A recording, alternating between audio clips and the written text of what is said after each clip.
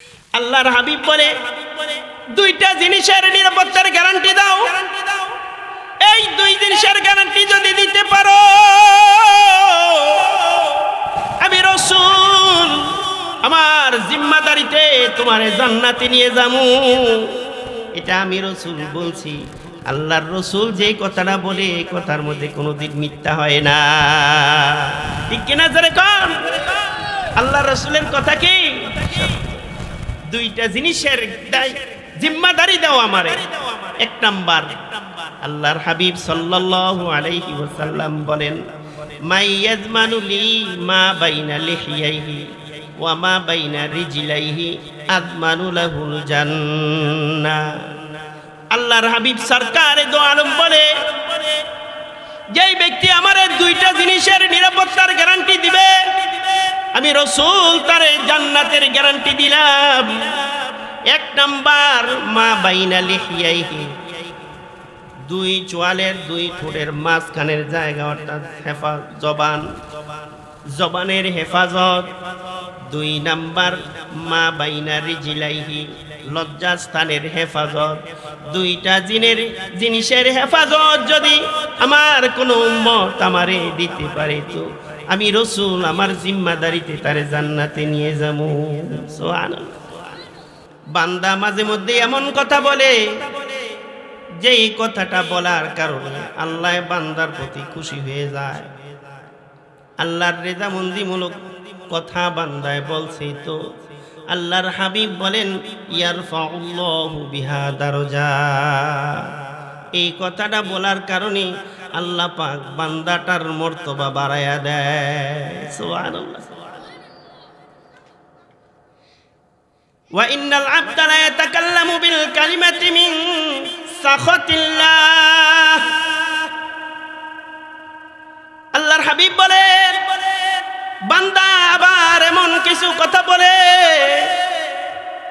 যেই কথাটা বলার কারণে বান্দার প্রতি আল্লাহ নারাজ হয়ে যায়। তো এই কথাটা বলার কারণে বান্দা ইয়াজিল্লু বিহা ইলান্নার, ওই জাহান্নামে কি করে? জাহান্নামের অতল গভীরে বান্দা নিয়ে যায় নিজে। আল্লাহর হাবিব এই হাদিসের শেষ অংশে বলেন, আল্লাহকে নারাজমূলক কথা যদি বান্দা বইলা থাকে, তো ইয়াহবি বিহা ফি জাহান্নাম, এই কথার কারণে বান্দা নিজেকে জাহান্নামে নিয়ে যাবে। নাউজুবিল্লাহ। এই জন্য জবানের হেফাজত করা, আমি যে কথাটা বলবো এটা সত্য বলা, কারো প্রতি মিথ্যা না বলা। আমাদের দেশে এমন মানুষ আছে মিথ্যা সাক্ষী দেওয়ার জন্য আদালতের দরজায় দাঁড়ায়া থাকে, তো কয়েকটা টাকা দিলে বান্দা যায় মিথ্যা সাক্ষী দিয়া দেয়। তো এই যে মিথ্যা সাক্ষীটা দিল, এই কারণে আল্লাহ বান্দার প্রতি নারাজ হয়ে গেছে। জোরে কোন নাউজুবিল্লাহ। আল্লাহকে নারাজ করে ফেলছে, নারাজ করে ফেলছে। এই টাকা যেটা সাক্ষী দিয়া টাকা দেখাইছে, হারাম খাইছে, মিথ্যা কথা বলছে, হারাম বলছে, টাকা খাইছে, হারাম খাইছে, মিথ্যা সাক্ষীটাও দিল হারাম, টাকাও বান্দা খাইলো হারাম। এই হারাম খাইয়া যদি বান্দা জমিনে তার বডিটারে বানায়, তো আল্লাহর হাবিব বলেন, লা ইয়াদখুলুল জান্নাতা জাসাদুন গুযিয়া বিল হারাম। হারাম দিয়া শরীর বানানো হইলে, যেই শরীরটা হারাম দিয়া বানানো হইছে, এই শরীরটা কোনোদিন জান্নাতে যাবে না। নাউজুবিল্লাহ। হারাম খাইয়ে শরীর বানাইছে। এই যে দেখেন না, আমাদের দেশে কিছু মানুষ আছে, গরিবের জন্য মাল বাজেট হয়, হেরা খাটের নিচে নিয়ে লুকায় রাখে, আছে না নাই? সরকার দিছে, জনগণ দেওয়ার লাগে উনি খাটের নিচে নিয়ে লুকায় রাখছে খাইতে।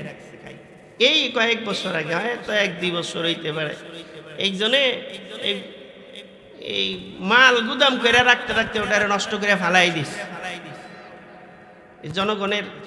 জনগণের মালটারে সে কি করলো, নষ্ট করে দিল। এই যে মালটা নষ্ট করে দিলি, এক নাম্বার বান্দার রিজিকের মধ্যে হারাম করছে। এই জন্য দুনিয়ার জমিনে বহু চিন্তা ভাবনা করে চলা লাগে, তাই না? চিন্তা ছাড়া চলা যাবে না। আমি যে সামনে যাইতেছি, আমার কথাটা, আমার কদমটা হক পথে গেল না হক পথে গেল, আমি কি আলেমের পক্ষে গেলাম নাকি জালেমের পক্ষে গেলাম, এটা বিচার বিশ্লেষণ করে সামনে যাওয়া লাগবে। আফসোসের বিষয়, এই কয়েক বছর আগে একজন নর্তকী, নাম বলবো না, একজন নর্তকী বাচ্চা হয়েছে, স্বামীর কোনো পরিচয় নাই, আরেকজন আইসা বলে আমি তার বাবা। নাউজুবিল্লাহ। কোন নর্তকী বাচ্চা হয়েছে, স্বামীর পরিচয় নাই, আরেকজন আইসা দাবি করছে আমি তার বাবা। চলছে আদালত থেকে রায়, বেকসুর খালাস। আর আল্লাহর জমিনে হক কথা বললেন একজন মানুষ, যার কোনো দোষ ছিল না, বিনা দোষে জেল খেটেছেন, ওনার বিরুদ্ধে আদালত থেকে রায় আসছে, ওনার বিরুদ্ধে একটা তহমত আদালত থেকে রায় আসছে। বাংলার জমিনে নর্তকীর যদি বেকসুর খালাস হয়, আলেম যদি জেলখানায় থাকে, তাহলে এই দেশে কিসের আইন রাখলো, কিসের আইন থাকলো? কোন আইন আছে? আলেমকে বেকসুর খালাস দেয় না, তার কোনো দোষ নাই, বেকসুর খালাস আছে না, জেলখানার ভিতরে বন্দি আসে। নর্তকী স্বামী ছাড়া বাচ্চা জন্ম দিছে, আরেকজন গিয়ে দাবি করছে বেকসুর খালাস। এই যে ওনার বিপক্ষে সাক্ষীগুলো দিল, জায়েজ সাক্ষী না হারাম সাক্ষী? আল্লাহর হাবিব বলেন, বান্দা যখন কারো প্রতি বিচার বিশ্লেষণ ছাড়া কথা বলে, বান্দা যখন এমন কথা বলে যেই কথাটা আল্লাহ শুনলেন নারাজ হয়, তো এই কথাটা বলার কারণে বান্দা নিজেকে জাহান্নামে নিয়ে যায়।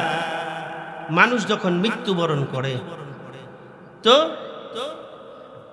কবরে দুটা ফেরেশতা আইসা ওই ব্যক্তির বসায়া বলে, বান্দা, এই বান্দাটা যদি, মানে একটা ফেরেশতা আসে আইসা তারে বলে, বান্দা তুমি যা আমল করছো সবগুলি লেখো। বান্দা বলবে, আমার কাছে খাতা নাই, কলম নাই, লেখমু কই? হাদিসে কুদসিতে আল্লাহর হাবিব বলেন, ওই বান্দাটারে ফেরেশতা বলবে, আমি তোমারে খাতা দেই, কলম তোমার সাথে আছে, শাহাদাত আঙ্গুল তোমার কলম, কালি তোমার জবান থেকে, লালা কাফনের কাপড় থেকে একটু কাপড় নিয়ে দিবে, আর বলবে এখানে লেখো। বান্দা লিখবে, একদিন মাহফিলে গেছিলাম, শুক্রবারে জুমার নামাজ পড়ছি, আরেকদিন জিকিরে মাহফিলে গেছি, এই কয়েকটা ভালো কাজ লিখছে, বাকিগুলো লিখছে না। ফেরেশতা কইবো, তোমার তো সার এই বাকি লিখছে, লেখো না কে? ওই কো বাকি লিলো? ওই মিথ্যা সাক্ষী দিছিলাম, মনে আসেনি?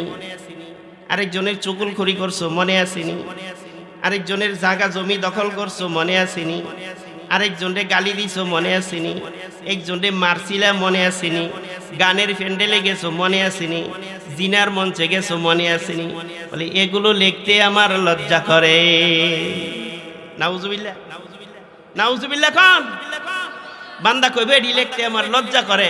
ফেরেশতায় দুরমুজ নিয়ে দাঁড়ায় কইব, বেটা জমিনে এগুলো করার সময় লজ্জা তোমার ছিল না, আজকের জমিনে তোমার লজ্জা করে না? লেখ। তখন দুরমুজ নিয়ে দাঁড়াইব তো লিখবে। নাউজুবিল্লাহ। লেখার পরে আল্লাহর হাবিব বলেন, তার গলার মধ্যে এই তার আমলনামাটা ঝুলাই দিয়ে যাবে। এই জন্য জমিনে আমি আর আপনি যা করব, যেটা হক এটাই করব, যেটা সত্য এটাই করব, যেটা কোরআনে আছে ওইটাই করব, যেটা আল্লাহর রাসূল বলছেন ওইটাই করব। আর না হক যেই জিনিসগুলো আছে এগুলো থেকে আমরা বেঁচে থাকবো।